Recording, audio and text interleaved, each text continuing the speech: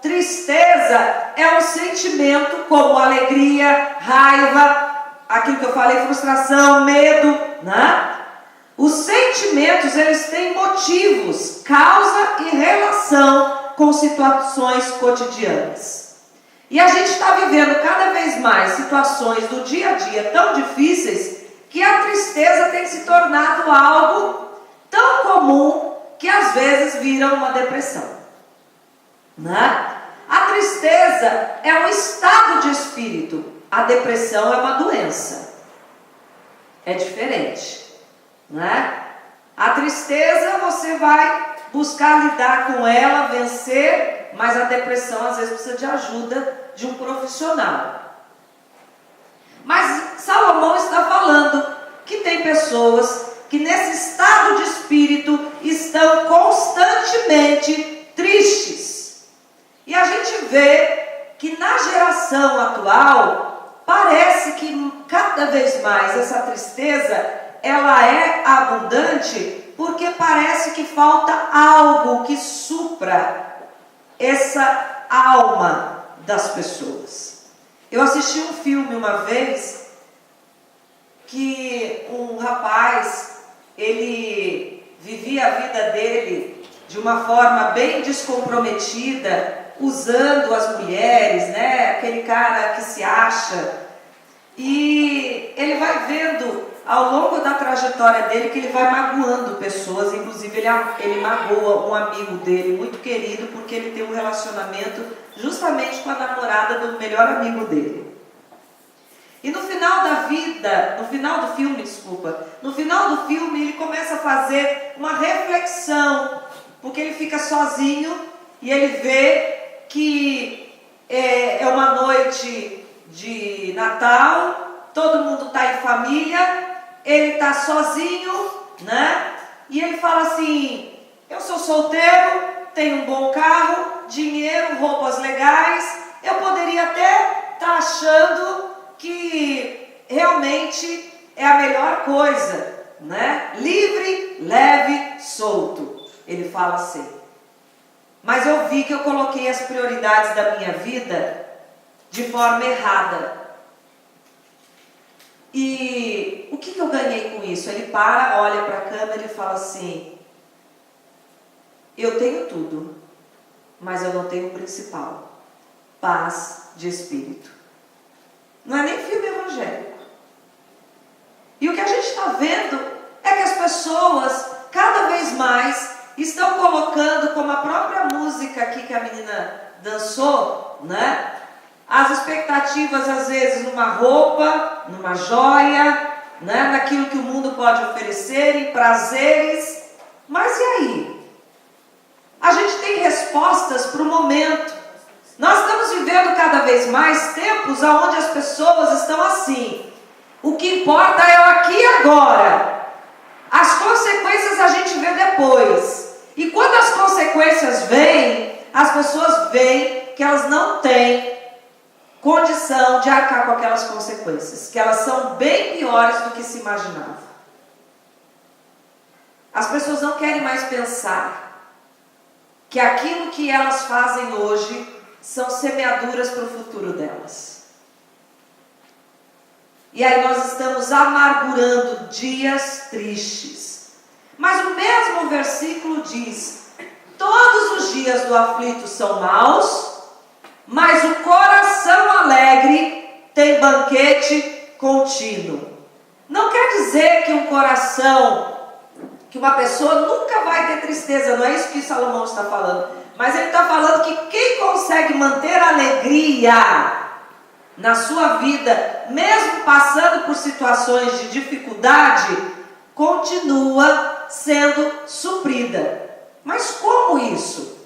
Tem uma historinha que Jesus, no primeiro sermão dele, ele fala assim, que dois homens, um construiu a casa sobre a rocha e o outro construiu a casa sobre a areia. O que construiu a casa sobre a rocha e o que construiu a casa sobre a areia, os dois viveram as mesmas situações. Vieram ventos fortes, chuvas, né, tempestades, vieram realmente grandes adversidades aí da natureza, como a gente vê aqui em Santa Catarina, né? Eu vim para cá de volta em Santa Catarina em 2009, eu estava morando em Manaus. Tinha acabado de dar aquela enchente, né, de 2008, que foi bem... Quando eu falava para as pessoas que eu vinha para Santa Catarina, o pessoal assim, mas como?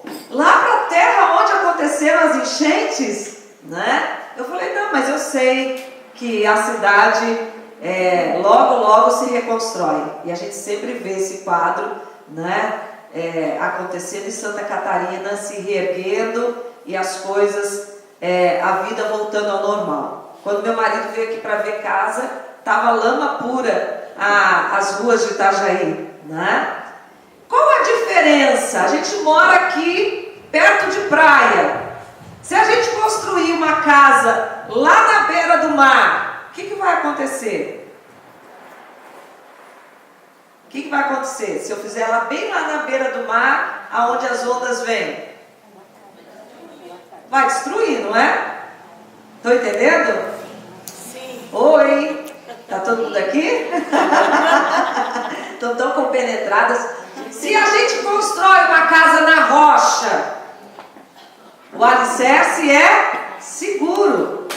Então ele está falando que para os dois homens vieram as tempestades, os ventos fortes, mas a casa que estava construída sobre a rocha não caiu, mas a que estava construída sobre a areia caiu. E ele fala que a diferença do homem que construiu a casa sobre a rocha para o que construiu a casa sobre a areia, a diferença é: aquele que ouve as minhas palavras, Jesus dizendo, e pratica, é semelhante ao homem que construiu a casa sobre a rocha. Mas aquele que ouve, todo mundo ouve falar de Jesus. Aquele que ouve as minhas palavras e não pratica, é semelhante ao que construiu a casa sobre a areia. Então, a alegria como estado de espírito, ela só vem por esse alimento que eu falei aqui antes da gente comer a comida que vai alimentar o nosso estômago, esse alimento espiritual, a palavra de Deus, Jesus Cristo. Jesus Cristo na Bíblia, ele é tido como o próprio verbo, ou a própria palavra de Deus encarnada. Vai dizer que ele veio, o verbo se fez carne e habitou entre nós. Amém? Amém. Esse Jesus é que eu estou colocando à mesa hoje para vocês. É a sua palavra que eu estou colocando como banquete hoje, para nós nos deliciarmos. Você quer todos os dias ter um coração que tem banquete contínuo? Quem quer isso? Amém. Eu já passei por muitas situações difíceis. Eu já passei por um filho com 1 ano, eu tinha acabado de fazer a festa de aniversário dele de 1 ano. Com 1 ano e 1 mês, nós estávamos em Manaus. Ele pegou um rotavírus e precisou ser hidratado via venal, porque ele tinha diarreia e vômito. Então, via oral não parava nada. E quando ele entrou para ser internado para fazer via venal, ele pegou uma infecção hospitalar. E aí foi um quadro bem difícil. Ficou entre a vida e a morte, né? Fez diálise, teve dissecção de veia, foi furado dos pés à cabeça. Imagine, um bebezinho, né? Eu amamentava ainda. Eu já passei por situações muito difíceis na minha vida. Essa eu creio que foi a mais difícil. Hoje, graças a Deus, ele tem 16 anos. Os médicos disseram que ele ia ficar com sequelas no sangue, porque ele foi politransfundido, o sangue dele é raro, é bem negativo, que ele ia ficar com problemas renais, que ele ia ter problemas neurológicos, que ele ia ter infecção urinária constantemente. Hoje ele tem 16 anos e ele não tem nada. Deus o curou. Você pode dar um aplauso ao Senhor? Mas é difícil. Nessa hora, se eu não tivesse realmente essa fé em Deus, de andar por sua palavra, de conhecer a esse Deus de perto, né? Eu teria sucumbido. E talvez Deus nem me devolvesse o filho, como Júlia foi levada. Se essa mãe não tiver andando, e a gente sabe que está, graças a Deus, mas se ela não tivesse já essa caminhada de perto com Deus, esses momentos ficam mais difíceis.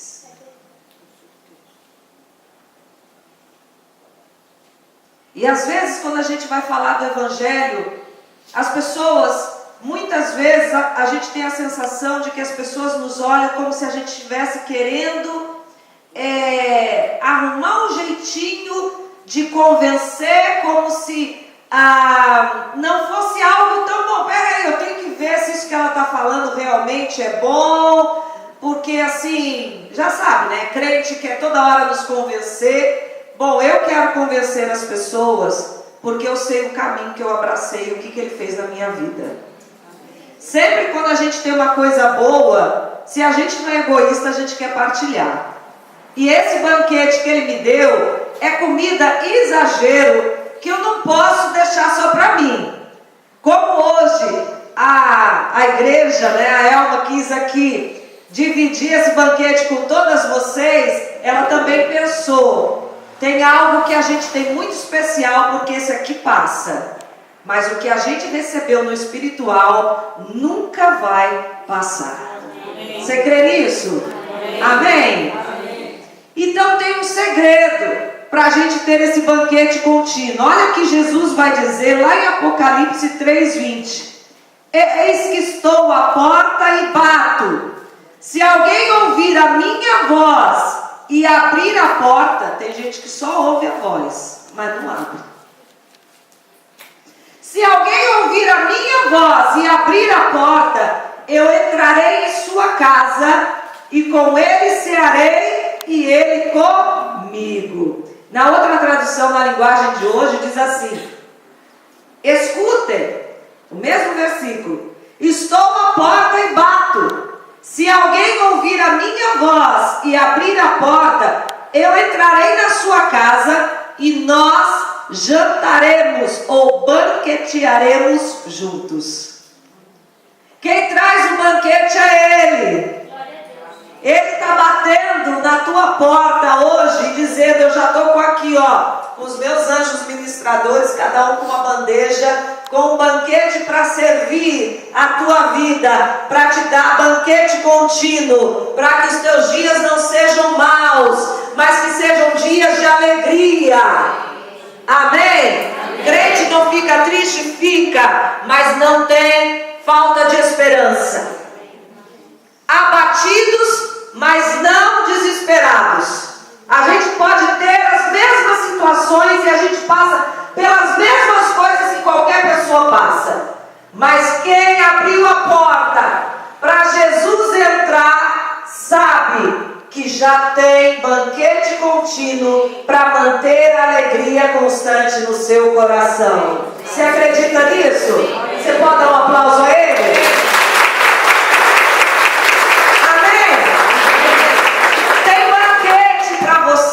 Hoje, na minha meditação diária, eu estava lendo a Bíblia, um dos textos que caiu foi lá em Lucas 14. Eu falei, nossa, que coincidência, eu estava preparando essa ministração, e conta a parábola de um homem que fez um banquete e mandou convidar as pessoas para o banquete.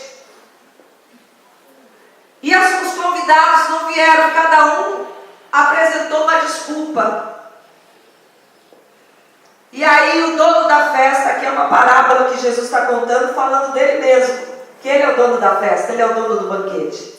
Ele falou: sai pelos becos, pelas ruas, pelas vielas, pelos guetos e convida todo mundo. Ele abriu um convite para alguns. Alguns rejeitaram. Ele falou: eu vou abrir para todo mundo. E enquanto não estiver cheia a minha casa, não vai ter banquete. E ele trouxe pessoas de todas as maneiras, cores, raças, independente de posição social, Jesus é para todos. Ele já ofertou o banquete. E muitas vezes nós estamos rejeitando a comida que ele coloca na mesa para nós. Ele está dizendo: eu estou à porta e bato. Tem que ouvir a voz. Mas não pode só ouvir a voz e fazer de conta assim, que não está dentro. Faz de conta que eu não estou aqui. Deixa ele ficar batendo lá. Né? Às vezes a gente faz, né, que não está dentro de casa, se não quer receber alguém. Com Jesus não pode ser assim. Bom, eu não faço, né, que eu acho o cúmulo. Fala que não pode, né? Mas com Jesus, às vezes a gente está fazendo assim. A gente está ficando quietinho dentro de casa, deixando ele bater e fazendo que não está ouvindo. Pois ele falou: ouça e abra.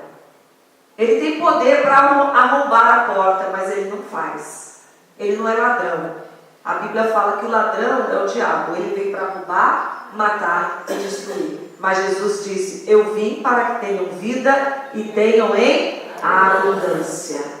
Tem banquete para você hoje. Ele já pôs a mesa do banquete para nós. Quem vai aceitar sentar à mesa e ceiar com